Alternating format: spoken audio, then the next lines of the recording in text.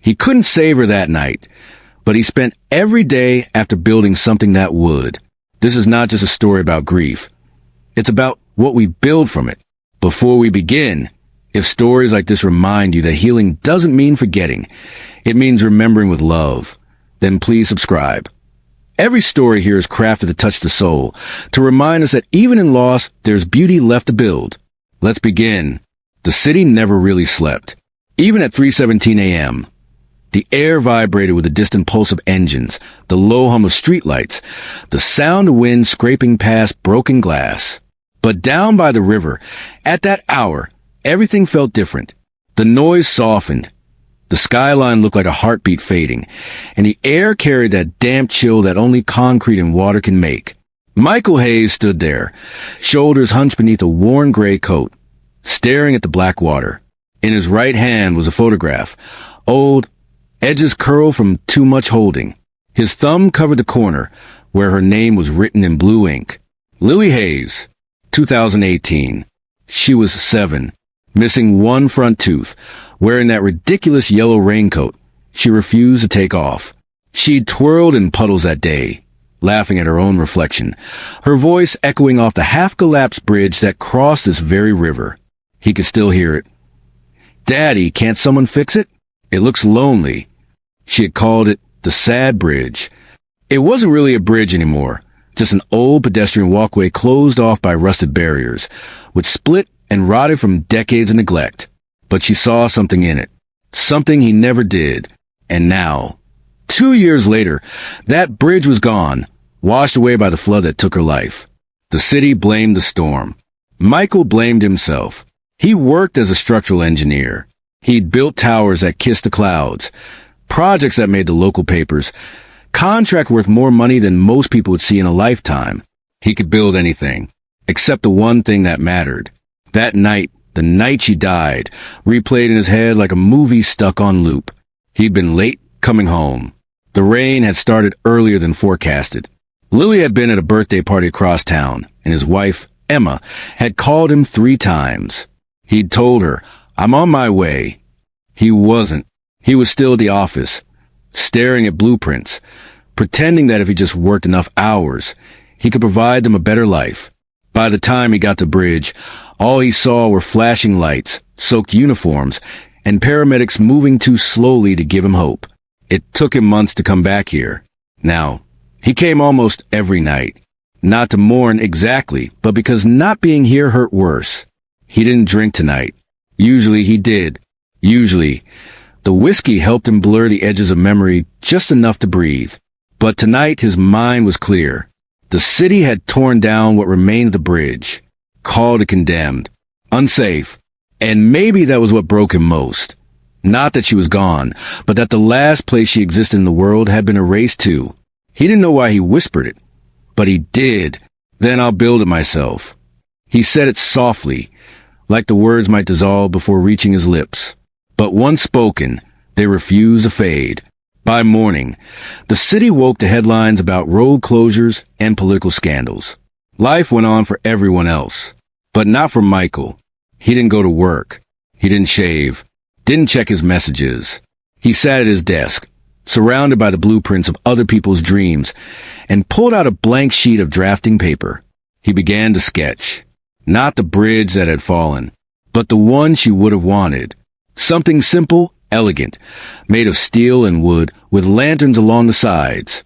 A place where people could stop, look over the water, and feel something. He worked until his hands cramped, until his coffee went cold. When he looked up, the sun had already set again. He opened his laptop and started filling out the first permit application. The next morning, the phone rang. A woman's voice, polite, bureaucratic, said, "Mr. Hayes, that site is city property. It's not open for public construction."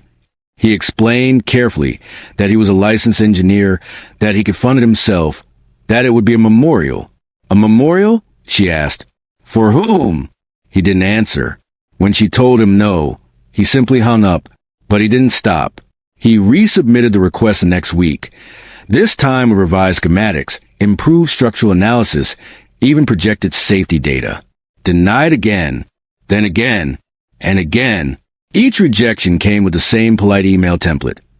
We appreciate your proposal, but the location has been designated as non-reconstructible due to previous structural damage and flood risk.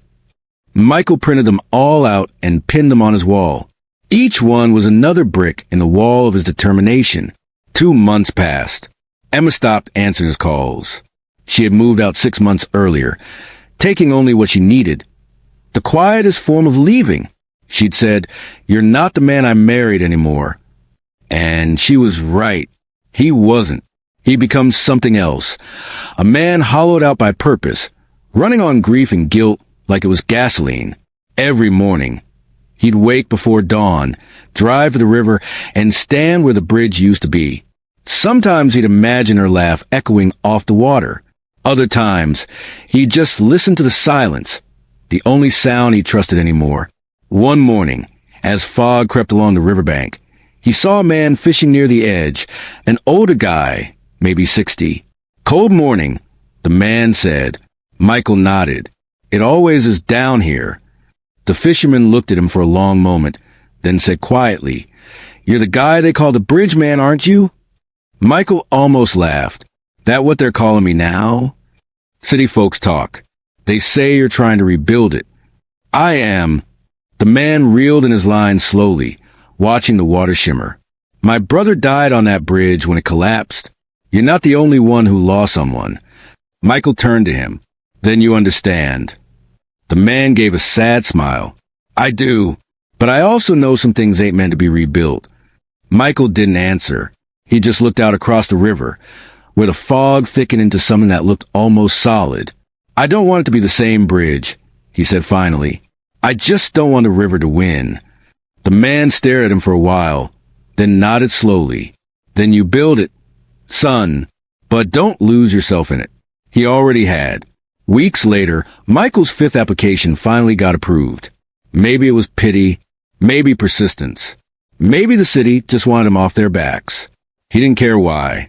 He just stared at the approval letter for a long time, tracing his finger over the official seal, then whispered to the empty room, "We're building it, Lily." He quit his job the next day, sold his truck, cleared his savings, rented a tiny apartment near the construction site, a single mattress, 1 desk, and a wall covered with blueprints.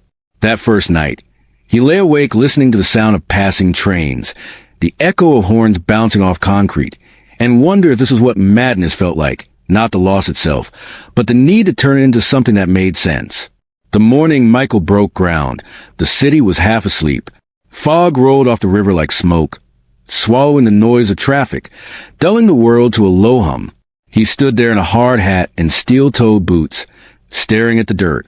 He could almost hear his daughter's voice saying, "You always start with a foundation, Daddy."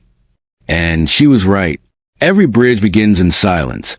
A stretch of earth, a line on a map, a dream only one person can see. He planted the first steel rod himself, hammer echoing across the empty site. Each strike was a heartbeat. Each breath, a prayer he didn't believe in anymore. By noon, his shirt was soaked through. The river wind cut through his sleeves. His palms burned raw.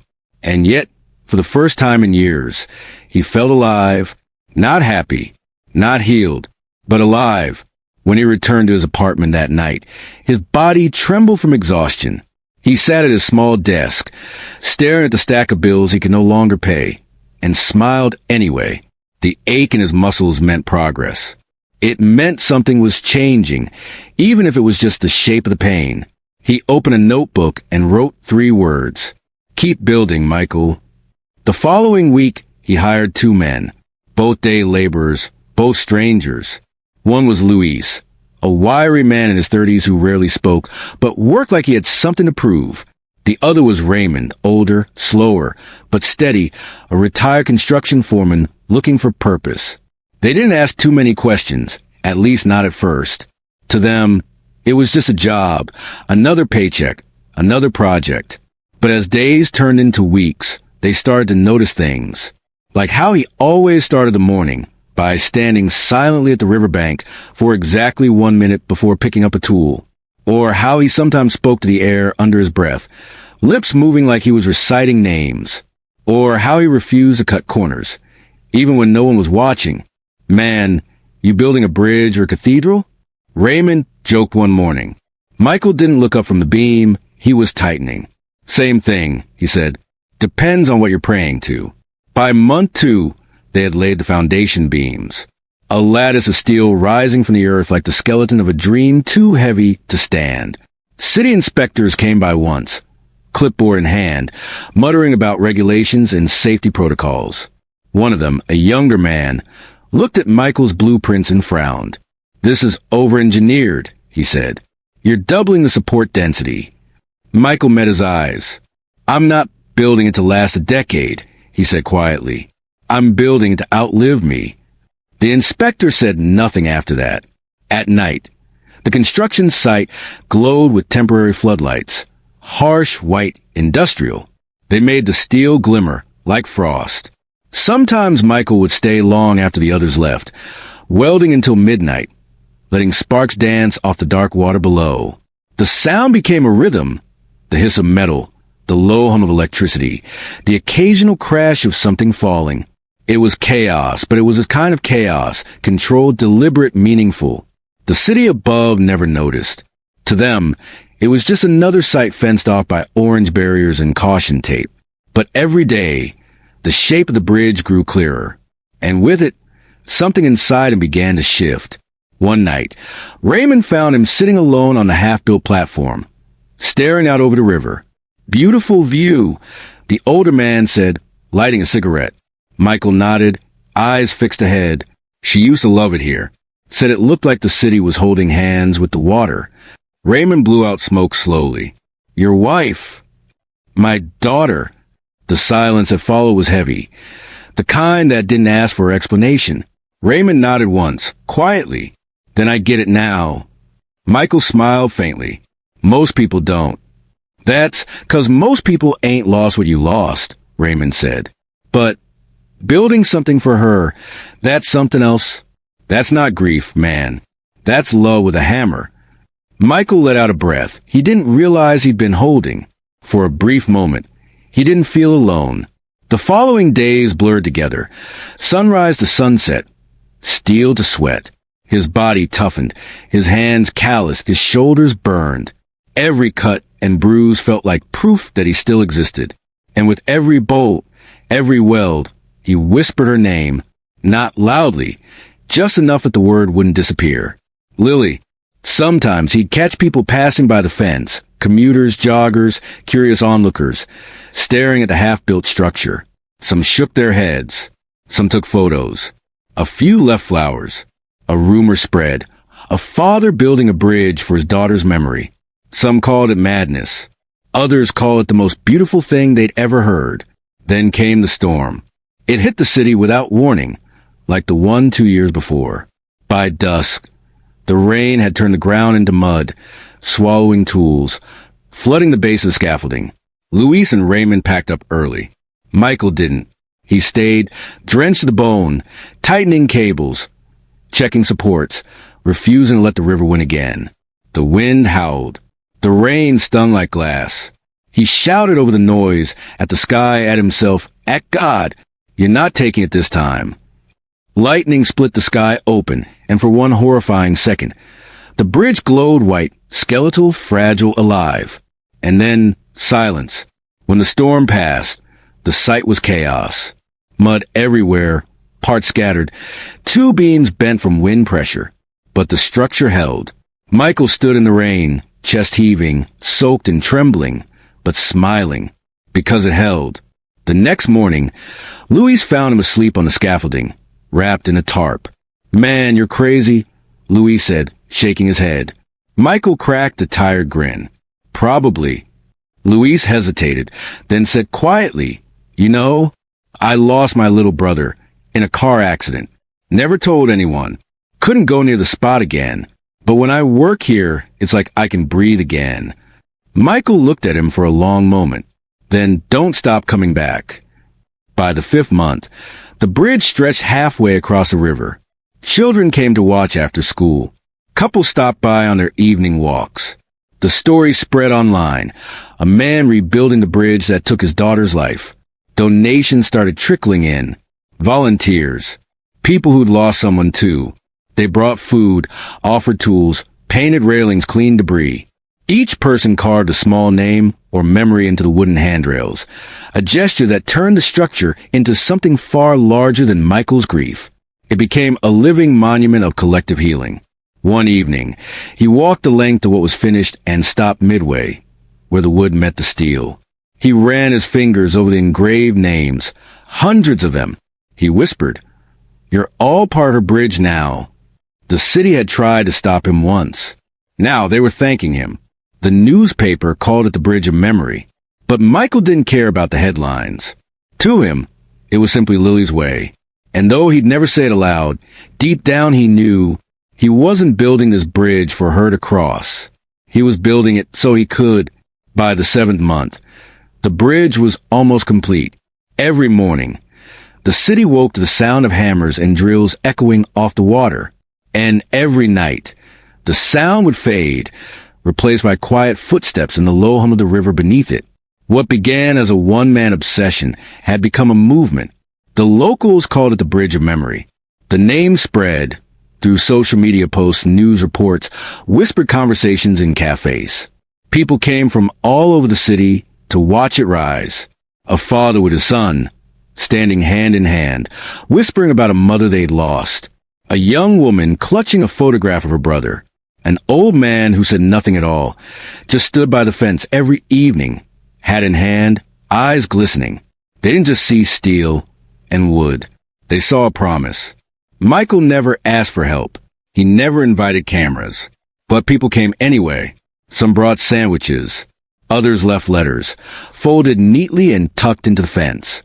Every night, the pile grew, small notes written in shaky handwriting. For my mother, who loved this river. For my daughter, who never made it home. For the ones we still miss. At first, Michael didn't know what to do with them. He kept them in a box under his work table. Over 100 letters by the time the bridge neared completion. One evening, as he was packing up, Luis asked, "You ever gonna read those?" Michael shrugged. "Maybe when it's done." Luis grinned faintly. "You mean when we're done?" Michael looked at him, surprised. For the first time in months, he smiled.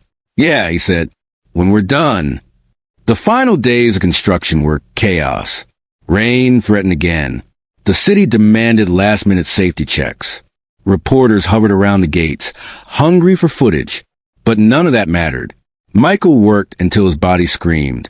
He ignored the shaking in his hands, the ache in his spine, the splinters under his skin. Because he could see it now. The bridge holds solid, alive. A stretch of light over dark water. The final piece was a plaque, small and unassuming, bolted to the center beam. It read, "For Lily, and for everyone who builds from love, not loss." He stared at it for a long time, tracing the letters with his calloused fingers. Then he whispered, barely audible, "We did it, kiddo." The city announced the opening ceremony, an evening to honor the man who rebuilt hope. Michael didn't plan to attend. He didn't want attention. But Raymond showed up at his apartment the night before, holding 2 cups of coffee. "Tomorrow's the big day," he said. Michael nodded. "It's not mine." "Hell, of course it's yours," Raymond said, setting the coffee down. "You bled for that bridge. You tore yourself open for it. The least you can do is stand on it when they light it up." Michael sighed, rubbing his temples. "I didn't build it for the city." "I know," Raymond said softly. "You built it for her, and for you. But now it's for everyone. That's how love works. You build something for one person, and somehow it ends up saving others too." Michael looked at him for a long time, then nodded. "All right," he said quietly. "I'll be there." The next evening, the riverbank was packed. Hundreds of people stood shoulder to shoulder, cameras flashing, children on their parents' shoulders, news drones hovering overhead. The city had set up string lights along the walkway, soft white bulbs swaying in the wind. The mayor gave a speech, her words polite and political, about community, resilience, and the power of human spirit. Michael barely heard her. He stood at the edge of the bridge, watching the reflection of the lights ripple across the water. His hands trembled, Not from nerves, but from everything the last 2 years had taken out of him.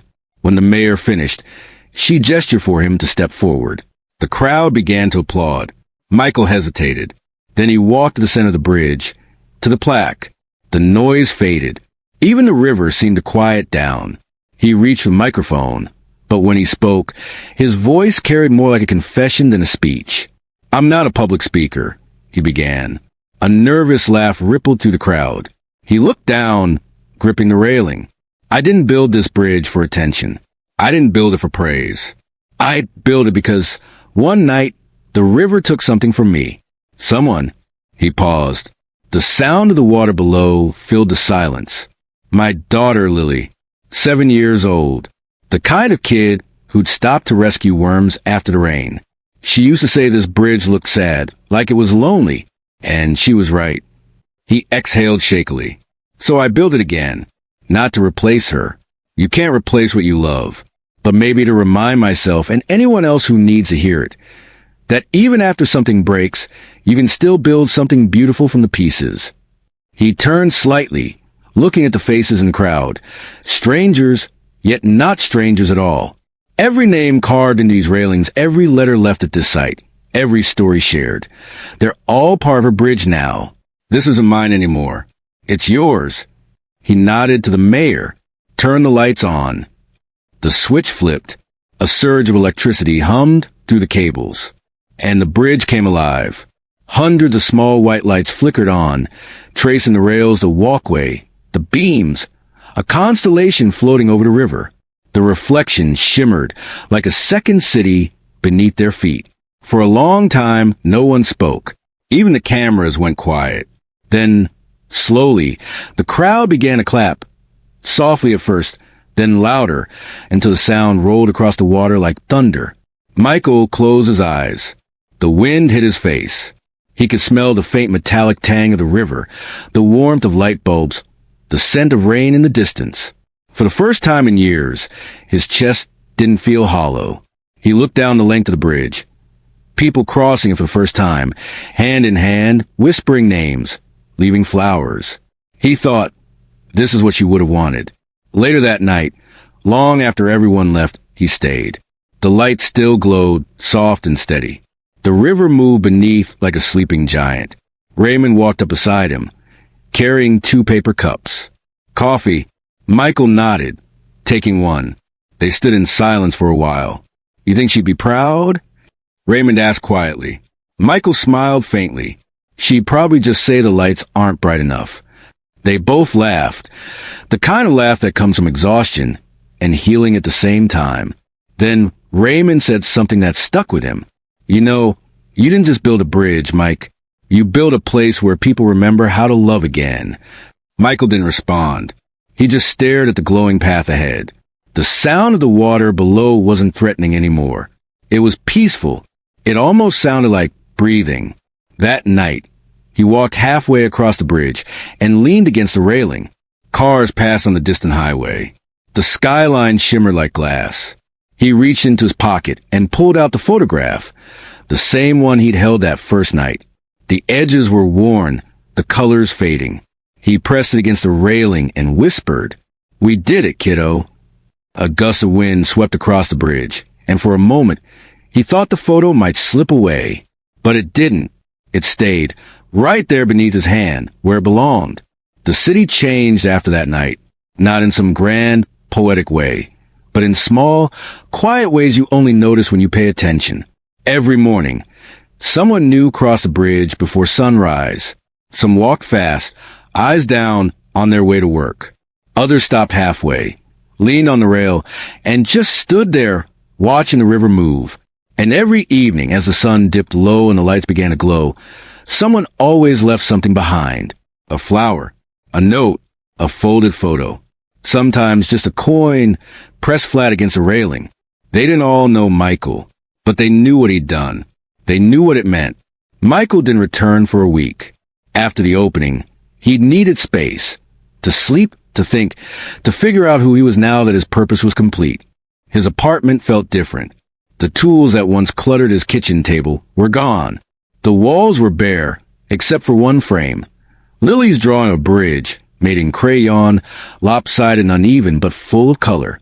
He sat there most nights, looking at it, wondering what to do next. He didn't feel healed. Grief doesn't work like that. It doesn't leave, it just changes shape. But something inside him had shifted, not enough to erase the pain, but enough to make it bearable. One morning, there was a knock at his door. It was a young woman, maybe late 20s, wearing a faded red scarf and holding a box. "Are you Michael Bennett?" she asked. He nodded, cautious. She smiled softly. "I'm Nora. My brother used to work with you." "Luis." Michael blinked. "Luis? How is he?" Her smile dimmed. "He passed away last week. Car accident." The words hit like a punch. Michael gripped the doorframe. I didn't know." She held out the box. "He wanted me to give you this if anything ever happened to him." He took it gently, hands trembling. "Thank you," he whispered. Nora nodded, her eyes wet. He said, "You saved him, you know." He said, "Working with you changed him. That bridge gave him something to believe in." Michael looked down, unable to speak. After she left, he sat at his table and opened the box. Inside was a small wooden carving, rough but detailed, of a bridge hand-painted with the words, "For Lily's bridge, from your friend, Luis." He ran his fingers across the carved lines. Though it smelled faintly of varnish and sawdust, the scent of unfinished dreams. For a long time, he didn't move. He just sat there, the city humming outside his window, the carving heavy in his hands. Then quietly he said, "Guess we built more than we thought, huh?" Days turned into weeks. The bridge became part of the city's rhythm, like a heartbeat that everyone felt but rarely noticed. Michael started volunteering nearby, fixing benches, repainting fences, sweeping the walkway in the mornings. He never told people who he was. He didn't need to. Sometimes, strangers would stop and tell him stories about who they'd lost, what they were trying to rebuild. He listened, nodding, offering quiet words when he could. Mostly, he just listened, because he'd learned something in all that pain. Most people don't need to be fixed. They just need to be heard. One evening, as the sky burned orange, a little girl stopped beside him. She couldn't have been older than 7. She looked up at him with curious eyes and asked, "Mister, did you make this bridge?" He hesitated. Then he smiled. "Yeah, I guess I did." She grinned. "It's really pretty. My mom says it's full of love." He chuckled softly. "She's right." The girl tilted her head. "Did you make it for someone special?" Michael's throat tightened. He looked out at the river, the light shimmering across the surface, the faint hum of life all around. "Yeah," he said quietly, "for someone very special." The girl smiled, then ran back to her mother, leaving him alone with the echo of his own words. That night, he walked to the center of the bridge again. He watched as people crossed, as laughter and chatter filled the air.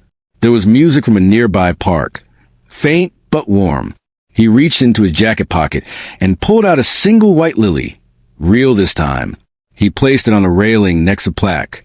Then he finally allowed himself to breathe, not the shallow, survival kind of breathing he'd done for years, but something deeper, something free. He looked up at the skyline, at the glow of windows, the endless hum of life. He realized he wasn't just surviving anymore. He was living. A few weeks later, the city council renamed the walkway officially, Lily's Bridge of Memory. They put up a new sign at the entrance, simple and clean. Beneath it, a smaller inscription read, "Built by a father's hands, carried by a city's heart." Tourists came. Artists painted it. Couples proposed under its lights. And every year, on the anniversary of its opening, people gathered to light candles and share stories of who they'd lost and what they'd found again. Michael never stood at the front.